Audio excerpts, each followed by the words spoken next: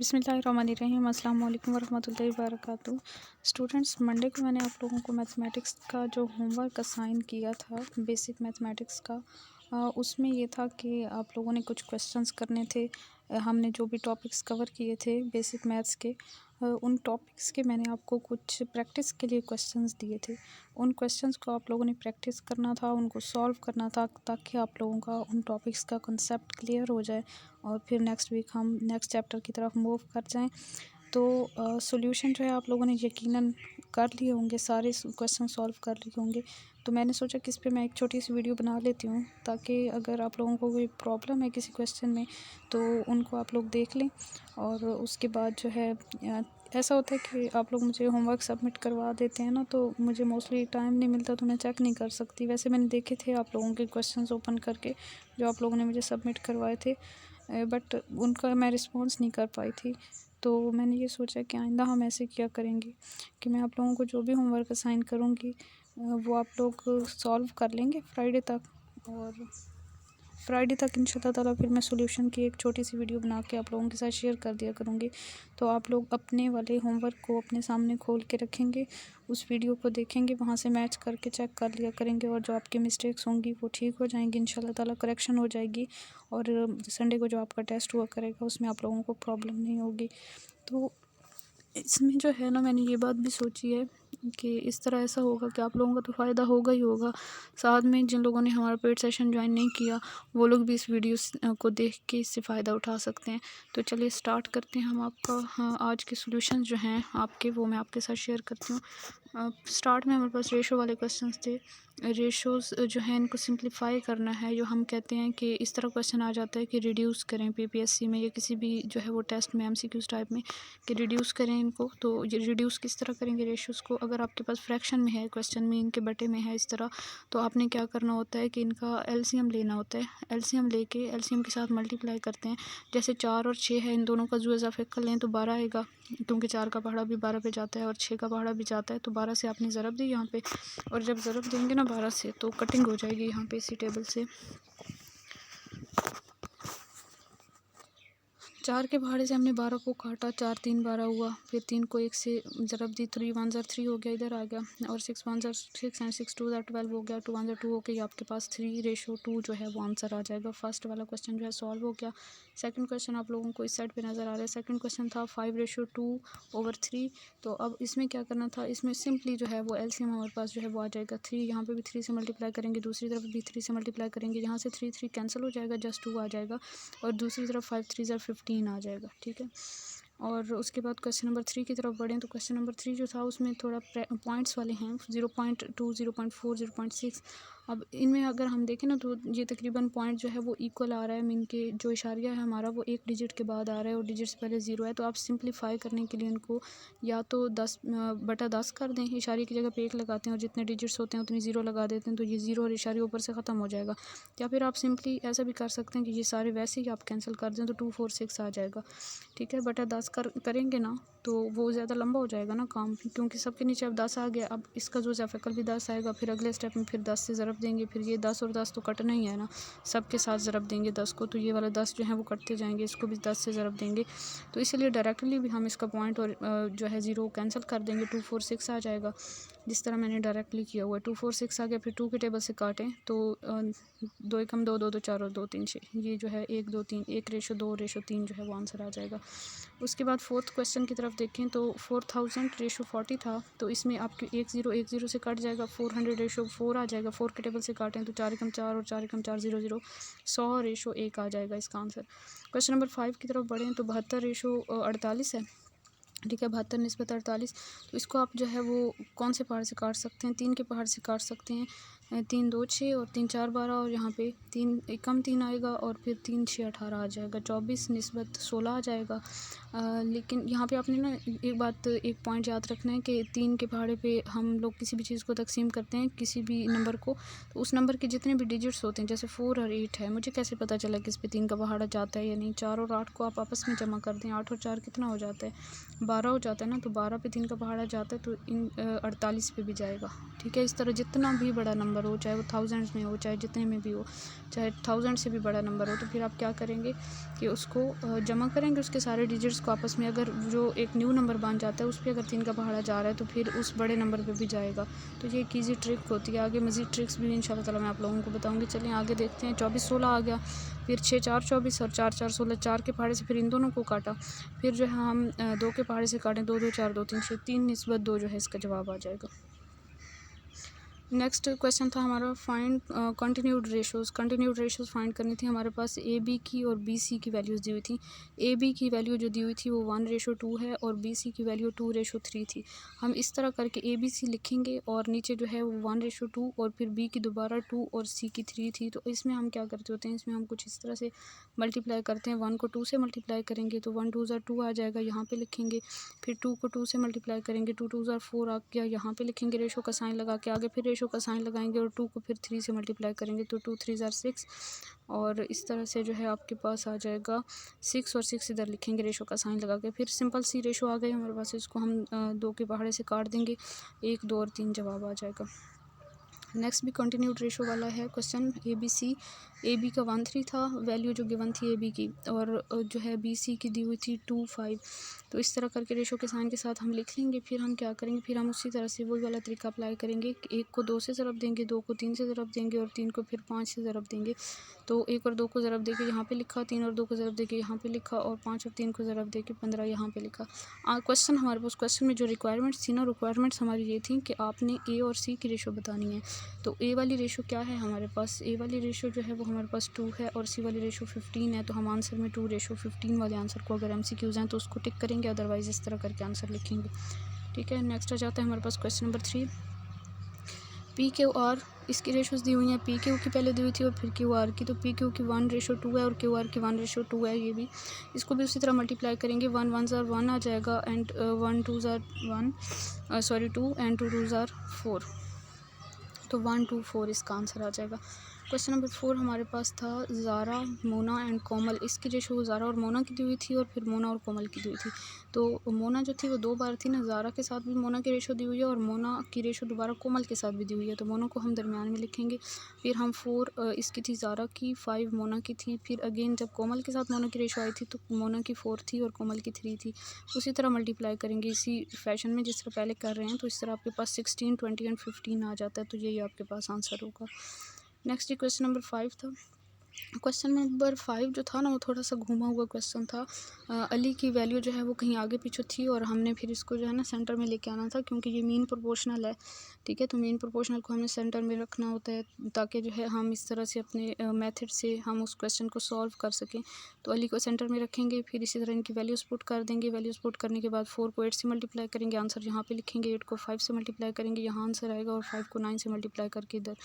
अब हम देखेंगे कटिंग होती है कि नहीं होती कटिंग। तो फिर हम क्या करेंगे, हमारे पास रिक्वायरमेंट थी इकबाल और ताहा दोनों की जो है हमने रेशो बतानी थी। तो इकबाल की रेशो और ताहा की, इकबाल की आपके पास 32 आ रही है और ताहा की 45 आ रही है। तो इस तरह 32 एंड 45, इकबाल की 32 और ताहा की 45। वैल्यूज़ लाजमी देखा करें, आगे पीछे ना हो, किसी और की वैल्यू किसी और की जगह पे ना आप लोग जो है वो पुट कर दें। इसको बहुत ज़्यादा जो है वो सोच समझ के ख्याल से देख के जो है वो आप चला करें, जब जहाँ पे ख़ास तौर पे क्वेश्चंस में थोड़ा घुमाया हुआ होता है क्वेश्चन को। जी स्टूडेंट्स, नेक्स्ट क्वेश्चन देखें। वैल्यू ऑफ एक्स फाइंड करनी है। हमें 3 वैल्यूज़ दी हुई थी, 8 12 एंड 6। हम प्रोपोर्शन के साइन के साथ लिखेंगे 8:12 एंड देन प्रोपोर्शन का साइन आएगा, then 6:x। Fourth proportional basically हमने यहाँ पे फाइंड करना है। फिर आपको पता है हम क्या करते हैं, मीन्स को आपस में मल्टीप्लाई करते हैं और एक्सट्रीम्स को आपस में। तो मीन 12 और 6 हैं, 12 × 6 लिख देंगे।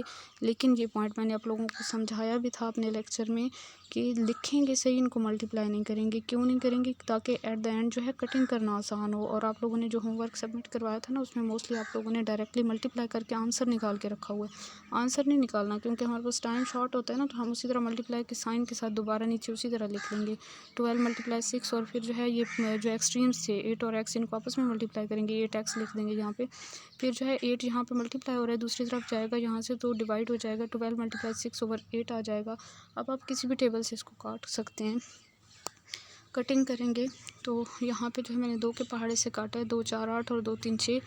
और फिर दोबारा मैंने इसे लिख दिया 12 ज़रब 3/4, फिर 4 के पहाड़े से 4 एकम 4 और 4 3 12, फिर 3 को 3 से ज़रब दी तो 3 3 9, एक्स की वैल्यू जो है वो 9 आ गई है। नेक्स्ट क्वेश्चन है हमारे पास 1.2:3.6 प्रोपोर्शन एक्स एंड रेशो 3। अब इसमें भी इसी तरह एक्सट्रीम्स को आपस में मल्टीप्लाई करेंगे, मीन्स को आपस में करेंगे।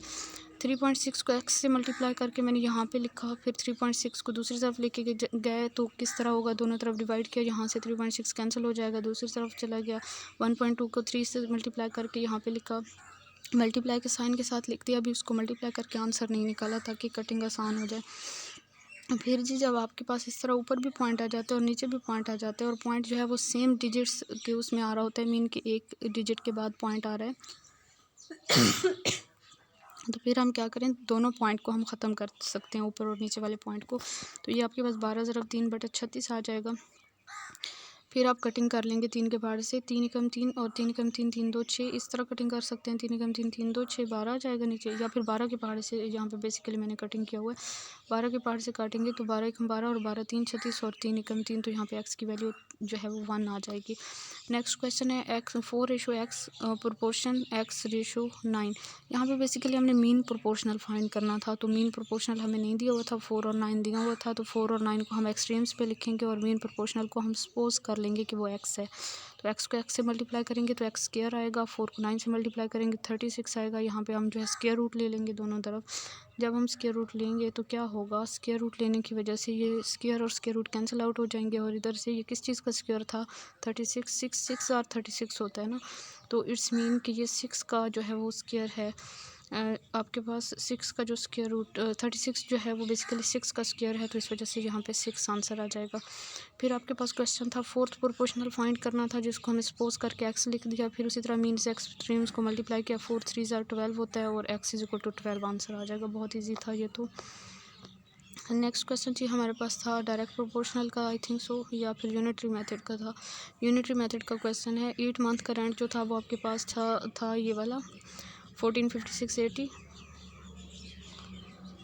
1,45,680, और जो है 1 महीने का हमने निकालना है। तो मैंने आपको बताया था कि जब ज़्यादा चीज़ों की वैल्यू दी हुई होती है, आपने एक की निकालनी होती है तो आपने डिवाइड करना होता है, बटा 8 करेंगे, या फिर हम सिंपली डिवाइडेड बाई 8 लिख सकते हैं यहाँ पे बटे की जगह पे। तो आप तकसीम कर दें इसको, या फिर 8 के पहाड़ से काट दें। 8 के पहाड़ से आप काटेंगे तो 8 ही कम 8 हो जाएगा। फिर आगे जो है वो 45 है, 8 4 क्या होता है, नहीं यहाँ पे शायद थोड़ी सी मिस्टेक हुई है, नहीं 14 है ना, तो 8 एकम 8 हो जाएगा, और 8 14 में से आप 8 निकालें तो 6 बचेगा 65, 8 8 64 होगा, फिर एक बच गया 16 बनेगा, 8 2 16, यहाँ पे 2 लिखा है, ठीक है, 8 2 16 हो गया, फिर 8 है आगे तो 8 एकम 8 और फिर 0। तो इस तरह करके आपके पास 1 मंथ का रेंट निकल आएगा। नेक्स्ट क्वेश्चन नंबर 2 है जी हमारे पास, फेयर फॉर 34 किलोमीटर 1190 1190 रुपीज़ जो है वो किराया है 34 किलोमीटर तक सफ़र करने का। 1 किलोमीटर का निकालने के लिए हम डिवाइडेड बाय 34 करेंगे, लेकिन क्वेश्चन में हमारे पास रिक्वायरमेंट थी 48 किलोमीटर्स के लिए, तो आप 48 से फिर मल्टीप्लाई कर देंगे इसी वैल्यू को, फिर इसकी फर्दर कटिंग करेंगे तो आपके पास ये इस तरह से आंसर आ जाएगा 48 जो है वो 48 किलोमीटर तक का जो है किराया बताया हुआ है। क्वेश्चन नंबर 3 आ जाता है students, pair 19 pair of shoes की प्राइस बताई हुई थी, आपने 1 के निकालने के लिए उसी तरह डिवाइड करना है, फिर 65 के निकालने के लिए उसी वैल्यू को मल्टीप्लाई 65 करेंगे, इसकी आप खुद कटिंग करेंगे, आपके पास आंसर आ जाएगा 65 पेयर ऑफ शूज़ जो है उनकी प्राइस आ जाएगी। अब जी हमारे पास आ जाते हैं डायरेक्ट प्रोपोर्शनल वाले क्वेश्चन। इनको भी हमने यूनिटरी मेथड से किया था, वैसे जो मोस्टली टिपिकल मेथड यूज़ किया जाता है वो नहीं किया था। यूनिटरी मेथड जो है वो बेहद आसान है, उससे बहुत जल्दी आप कैलकुलेशन कर सकते हैं। मीन के एग्ज़ाम में वैसे भी टाइम शॉर्ट होता है, तो जितना ईजी ट्रिक होगा आपके पास आप उतना ईजिली क्वेश्चन कर सकते हैं। तो जी आपके पास क्वेश्चन था 1350 डिशेज़ जो हैं वो एक डिश वाशर 1 आवर में मीन 60 मिनट्स में जो है वो उनको धोता है, तो 1 मिनट में कितनी डिशेज़ या कितने बर्तन धोएगा, 1350/60 कर देंगे, 60 मिनट में धो रहा था ना 1350, तो 1 मिनट में निकालने के लिए वही वाले 60 मिनट यहाँ से इधर आके डिवाइड हो जाएंगे। आगे जी हमारे पास पूछा हुआ था कि अगर 16 मिनट बढ़ा दिए जाएँ, यानी कि 60 थे ना पहले, तो 60 जमा 16 करेंगे तो 76 मिनट हो जाएंगे। 76 मिनट में वो कितने बर्तन धोएगा, तो आपके पास वही वैल्यू थी 1350/60 ज़रब 76 कर देंगे, कटिंग करेंगे और आपके पास फाइनली आंसर आ जाएगा 1710। तो 16 और मिनट हम बढ़ाएंगे तो 1710 जो है वो डिशेस धोएगा। नेक्स्ट क्वेश्चन है 5 शर्ट्स जो हैं वो प्रेस की जाती हैं 14 मिनट्स में। एक शर्ट कितने में प्रेस की जाएगी? 14 डिवाइडेड बाय 5 करेंगे। 35 शर्ट्स जो हैं वो कितने में की जाएंगी? मल्टीप्लाई 35 कर देंगे, आंसर आ जाएगा आपके पास। क्वेश्चन नंबर 3 है जी 10 डेज़ की पे है किसी सर्वेंट की। वो था कि एक बंदे ने एक नौकर रखा हुआ है और वो पे करता है उसे 1 हफ़्ता और 3 दिन में 750 रुपये पे करता है, ठीक है। तो 1 हफ़्ता और 3 दिन, 7 जमा 3 कितने होते हैं? 10 दिन होते हैं। तो 10 दिन में वो 750 रुपये उसे दे रहा है अपने सर्वेंट को। एक दिन में कितने देगा? 750 बटा 10 करेंगे। 30 दिन में कितने देगा? ज़रा जो है सॉरी यहाँ पे मिस्टेक हुई है, ज़रा 30 करेंगे, ठीक है। ये 0 0 से कैंसिल आउट हो जाएगा और फिर 3 0 0 3 5 15 5 1 हासिल और 3 7 21 और 1 हासिल वाला 22 22 50। और ये शायद कोई और क्वेश्चन ओपन हो गया। हाँ, इसमें थोड़ी सी मिस्टेक हुई है। 30 ज़रब करेंगे, 0 0 कैंसिल आउट हो जाएगा और 3 को फिर 750 से ज़रब देंगे ना, ये नहीं होगा। 3 0 0 3 5 15 5 1 हासिल 3 7 21 और 1 हासिल वाला 22। तो 22 50 जो है वो इसका आंसर होगा। जी नेक्स्ट आ जाता है हमारे पास इन्वर्स प्रोपोर्शन। इन्वर्स प्रोपोर्शन में हमसे ये पूछा हुआ है कि अगर 33 जो हैं वो गाय हैं, वो 8 दिन की उनके लिए खुराक मौजूद है 33 काउज़ के लिए। 1 काऊ जो है उसके लिए कितने दिन की वही वाली खुराक कितने दिन वो पूरी करेगी? एक गाय है बेचारी तो थोड़ा ही खाएगी ना, तो 33 ज़रा 8 कर देंगे, इतने दिन लगेंगे। लेकिन यहाँ पे मैं आपको फिर से बता रही हूँ, कैलकुलेशन नहीं करनी, जस्ट मल्टीप्लाई के साइन के साथ आप इसको एज इट इज़ राइट कर लें ताकि नेक्स्ट स्टेप में आपको कटिंग करने में आसानी हो। नेक्स्ट जी आगे जाएँ और टाइम भी बच जाता है इस तरह। अब फिर हमसे पूछा हुआ था कि 11 और गाय आ जाए मज़ीद। पहले तो बताया हुआ था ना कि 33 गाय के लिए इतने दिन की खुराक है। एक की तो हमने खुद कैलकुलेट किया, वो तो क्वेश्चन में उसका जिक्र भी नहीं था एक का, हमने अपनी आसानी के लिए एक की निकाली। फिर उन्होंने कहा कि अगर 11 मज़ीद गाय आ जाएँ तो फिर कितने दिन में वही वाली खुराक पूरी होगी? तो आप क्या करेंगे? 33 जमा 11 यानी 44 गाय हो गई हैं। आप 33 ज़रा 8 बटा 44 कर लेंगे, कटिंग करेंगे तो आपके पास आंसर आएगा 6 दिन में 44 गाय जो हैं वही वाली खुराक खाएंगी। नेक्स्ट जी हमारे पास क्वेश्चन था 50 गर्ल्स हैं एक हॉस्टल में, उनके पास 40 दिन की खुराक है। एक लड़की वो 40 दिन वाली खुराक जो 50 लड़कियों के लिए 40 दिन के लिए खुराक थी, तो एक लड़की उसी खुराक को कितने दिन में खाएगी? तो वो बेचारी एक थोड़ा ही खाएगी ना, तो 40 ज़रा 50 कर देंगे। और 80 लड़कियां कितने दिन में खाएंगी? 40 ज़रा 50 बटा 80 करेंगे, कटिंग करेंगे, आपके पास 25 डेज़ आ जाता है आंसर। नेक्स्ट क्वेश्चन है जी क्वेश्चन नेक्स्ट है कि 721 लोग जो हैं 721 आदमी जो हैं वो एक पुल को बना रहे हैं, एक ब्रिज को बना रहे हैं, 48 दिन लगा रहे हैं। एक आदमी कितने दिन में वही वाला पुल बनाएगा? तो वो बेचारा एक आहिस्ता आहिस्ता काम करेगा तो बहुत ज़्यादा टाइम लगेगा ना, तो इसलिए मल्टीप्लाई करेंगे 721 ज़रा 48 करेंगे। फिर 16 48 लोग हैं, 1648 लोग हैं, तो उसी पुल को कितने दिन में बनाएंगे? अब तो बंदे ज़्यादा हो गए तो काम डिवाइड हो जाएगा, तो टाइम कम लगेगा, कम दिन लगेंगे। तो इसका मतलब है डिवाइड हो रहा है तो डिवाइड कर देंगे 16 48 से, कटिंग करेंगे। कटिंग करने के बाद जो है आपके पास फाइनली आंसर आ जाएगा 21 डेज़। पहले थे जी 721 लोग, तो वो कितने दिन में कर रहे थे? 48 दिन में। फिर 16 48 लोग आए तो वो 48 की बजाय 21 दिन में काम को मुकम्मल कर लेंगे। तो ये हमारे थे प्रैक्टिस के क्वेश्चंस। आई होप आप लोगों ने इससे बहुत कुछ सीखा होगा, और जिन लोगों ने इनको सॉल्व किया था उन्होंने अपना होमवर्क चेक कर लिया होगा। चलें जी आज के लिए इतना ही। अपना बहुत सारा ख्याल रखिए, और मैं आप लोगों को हमेशा कहती हूँ कि आप लोग अपना ख्याल कैसे रख सकते हैं, मेहनत करके आगे पढ़ के ख़ुद को बिज़ी रखा करें, कोई ना कोई क्रिएटिव काम किया करें। वैसे तो अगर देखा जाए तो हमारे इर्द गिर्द बहुत से फ़जूल काम भी होते हैं, लेकिन ख़ुद को हमेशा फ़जूलियात से बचाएँ, ख़ुद को वेस्ट ना करें। ज़िंदगी तो मुसलसल वैसे भी ख़त्म हो रही है, जैसे एक मोमबत्ती पिघल रही होती है और आहिस्ता आहिस्ता ख़त्म हो जाती है। तो क्यों ना हम लोग कुछ अच्छा करें, दुरूद पाक पढ़ा करें ज़्यादा से ज़्यादा, और क्रिएटिव काम किया करें, ख़ुद को बिज़ी रखा करें। इस तरह जो है आप बहुत सी बुरी बातों से बच जाते हैं। अल्लाह पाक आप सबका हामी व नासिर हो। जज़ाकल्लाहु खैर। अल्लाह हाफ़िज़।